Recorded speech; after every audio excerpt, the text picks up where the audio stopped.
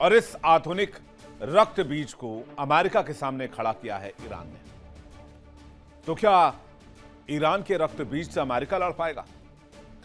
दुनिया का सबसे शक्तिशाली देश अमेरिका और उसका सबसे घातक दोस्त इजराइल। माना यह जा रहा है कि दोनों मिल भी जाएं फिर भी ईरान के इस रक्त बीज को खत्म करना मुमकिन नहीं है। अमेरिका जितने ड्रोन मार गिराता है, ईरान उससे दोगुने ड्रोन आसमान में लॉन्च करता है।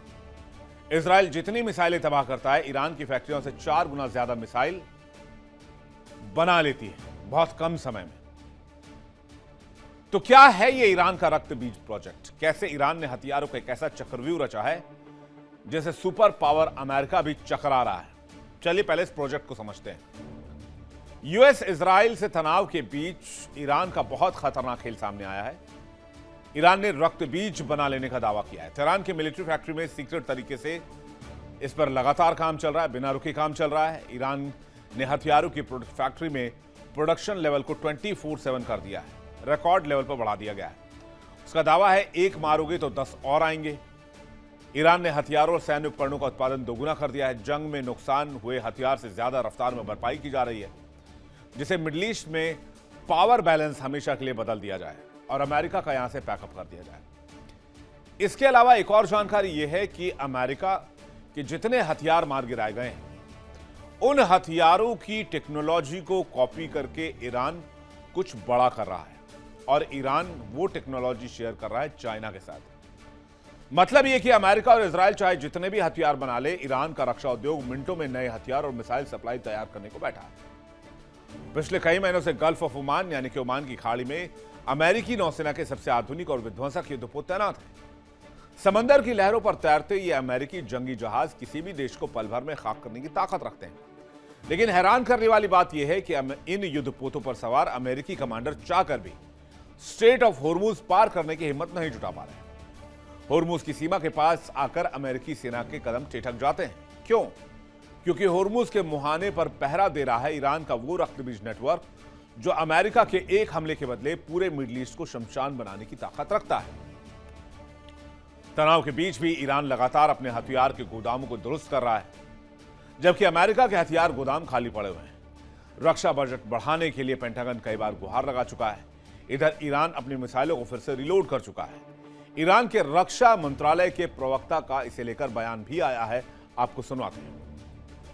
در اگه بخواد فرصت باشه ما مقایسه‌ای بکنیم، در واقع ما میزان تولیدمون در یک سال گذشته، یعنی از تیر ماه سال گذشته تا تیر ماه امسال که بعد از جنگ 12 روزه 2 برابر میزان تولید تسلیحات و تجهیزات دفاعی در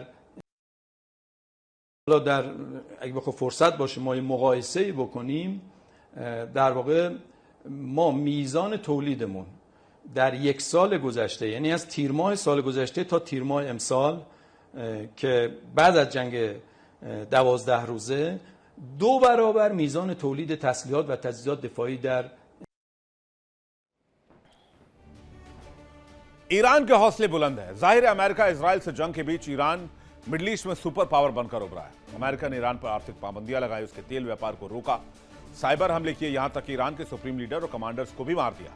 लेकिन नतीजा क्या हुआ? नील बटे सन्नाटा, जीरो।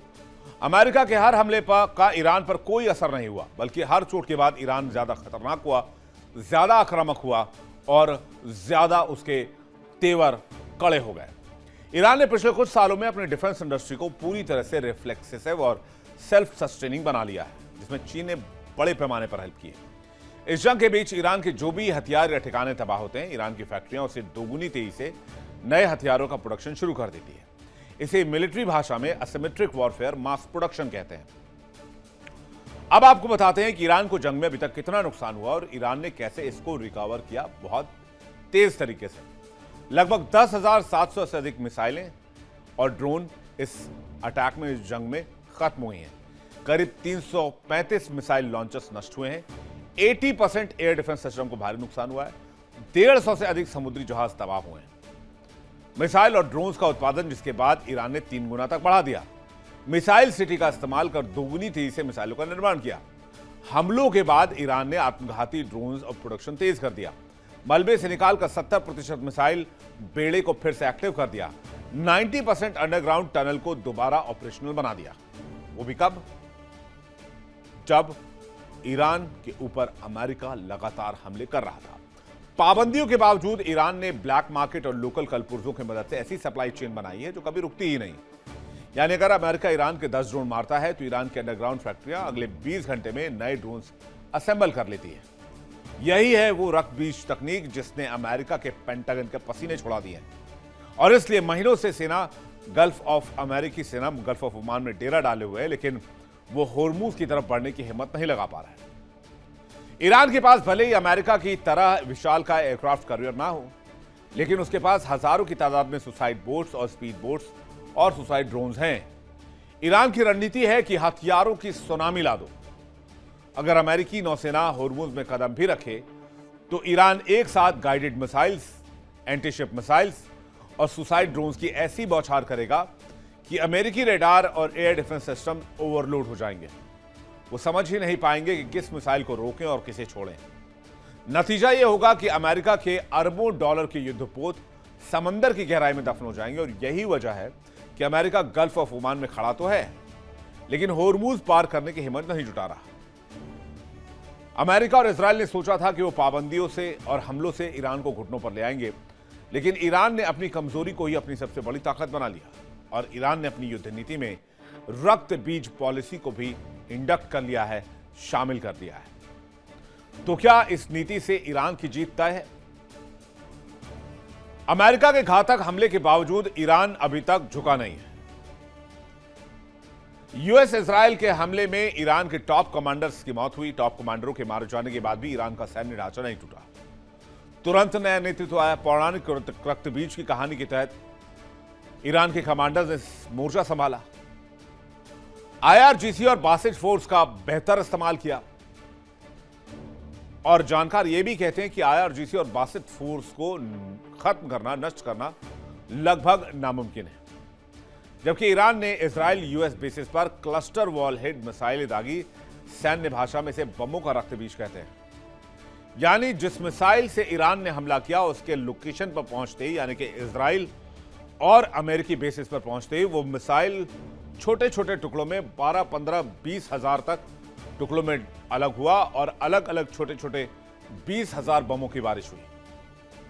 यूएस के डिफेंस सिस्टम इतने छोटे घातक बमों को रोकने में एक नाकाम रहे, क्योंकि इतनी ज्यादा संख्या में इन बमों को इंटरसेप्ट कर पाना आसान नहीं है। और आसमान में बिखरने के बाद छोटे बम कई मील तक तबाही मचाते हैं। और इसी पॉलिसी ने, रक्तबीज पॉलिसी ने, ईरान को मिडिल ईस्ट का सबसे अनप्रिडिक्टेबल खिलाड़ी बना दिया है। मिडिल ईस्ट के चक्रव्यूह में फंसे सुपर पावर अमेरिका को ईरान वो जख्म दे रहा है जिसकी कल्पना शायद ही व्हाइट हाउस ने कभी की थी। ईरान ने सुपर पावर अमेरिका को धूल चढ़ा दी और भारी नुकसान झेलने के बाद अपनी साख बचाने के लिए अमेरिकी राष्ट्रपति ट्रंप अब गिड़गिड़ाने को मजबूर हो गए। लेकिन ईरान का इरादा साफ है। वो अपने दुश्मनों को ऐसी शिकस्त देना चाहता है ताकि भविष्य में कोई भी ईरान की सीमा की तरफ आंख उठाकर देखने की जरूरत ना करे। लेकिन आखिर इस लड़ाई में अभी तक क्या हुआ जिससे बाजी पलट गई है? जबकि पेंटागन और डोनाल्ड ट्रंप का मानना था कि अमेरिका चंद दिनों में इस जंग को जीत लेगा और ईरान को नस्तनाबूद कर देगा। लेकिन ईरान ने अपनी मिसाइल तकनीक, ड्रोन तकनीक, युद्ध नीति से अमेरिका के आधुनिक हथियारों की धज्जियां उड़ा दी।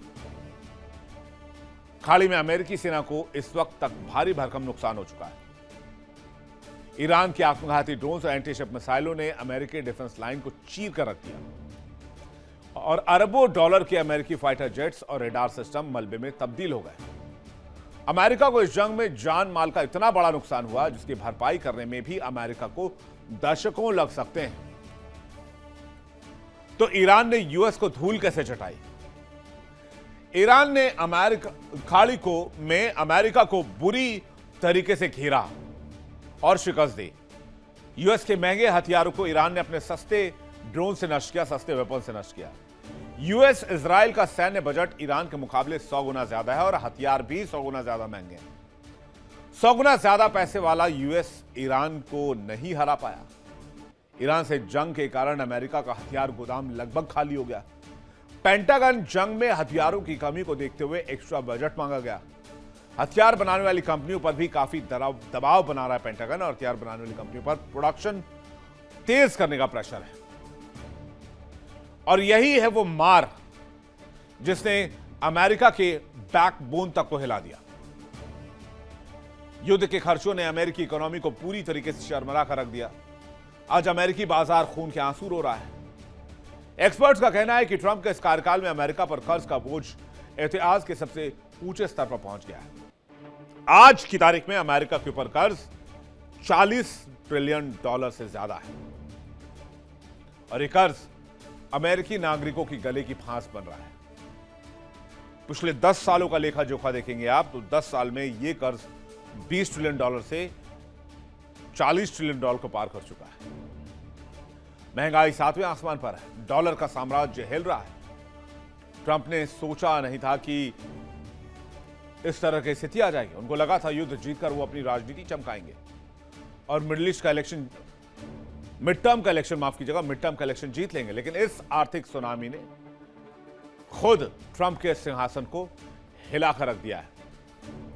अब आपको बताते हैं कि जंग में ईरान की रक्त बीज पॉलिसी की वजह से अमेरिका को कितनी तबाही झेलनी पड़ी है। 28 फरवरी 2026 को शुरू हुआ ऑपरेशन एपिक फ्यूरी। जंग में अमेरिका को भारी हथियार और सैन्य नुकसान हुआ। तकरीबन 3.25 लाख करोड़ रुपए का सीधा नुकसान हो चुका है। करीब 9.5 लाख करोड़ रुपए तक का नुकसान ये जा सकता है, ये रिपोर्ट्स बताते हैं। शुरुआती 4 हफ्तों में अमेरिका ने 850 से अधिक टॉमहॉक क्रूज मिसाइलें दागी। ईरानी मिसाइलों को रोकने में 1000 से ज्यादा अधिक पैट्रियट और थर्ड इंटरसेप्टर्स खर्च किए गए। अमेरिकी संसद की रिपोर्ट बताती है कि 42 सैन्य विमान नष्ट या क्षतिग्रस्त हुए और 17 हाईटेक MQ-9 रिपर ड्रोन तबाह हुए। कुछ आंकड़े 45 की भी गवाही देते हैं। मिडिल ईस्ट में यूएस का बेस भी ढह गया। कतर, यूएई, जॉर्डन में 20 से अधिक यूएस बेस पर हमले हुए। मिडिल ईस्ट में यूएस बेस के 228 से अधिक सैन्य ढांचे पूरी तरीके से जमींदोज हो गए। पुनर्निर्माण में $5 बिलियन का अतिरिक्त खर्च। जंग में अब तक 18 से 20 अमेरिकी सैनिकों की मौत, 800 अमेरिकी सैनिक गंभीर रूप से घायल भी हुए।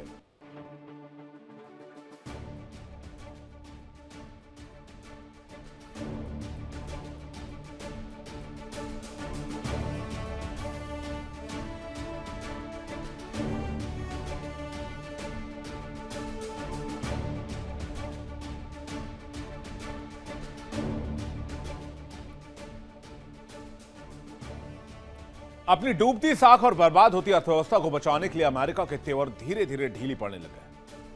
अमेरिकी राष्ट्रपति ट्रंप अब किसी तरह से इस जंग से निकलना चाहते हैं। सूत्रों के हवाले से खबर है ट्रंप बैक चैनल से ईरान के सामने गिड़गिड़ा रहे हैं, डील के लिए भीख मांग रहे हैं। लेकिन दुनिया को बताते हैं कि वॉर हम जीत चुके हैं। ट्रंप इस डील को करने के लिए लंबे समय से चले आ रहे परमाणु समझौते को भी फिलहाल किनारे रखने के लिए तैयार हैं। वो चाहते हैं किसी तरह फुल युद्ध विराम हो जाए ताकि दुनिया के सामने वो अपनी इज्जत बचा सकें और मिड टर्म इलेक्शन में जाकर अमेरिकन को कह सके कि उन्होंने शांति बहाल करा दी। लेकिन क्या ईरान इतनी आसानी से मान जाएगा? ईरान से समझौते को लेकर ट्रंप ने अब क्या बयान दिया है वो भी आपको सुनवाते हैं। So they would love to make a deal, but they're not ready to make the right deal, in my opinion. Yeah. So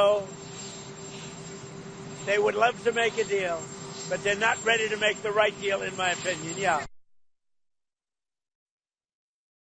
So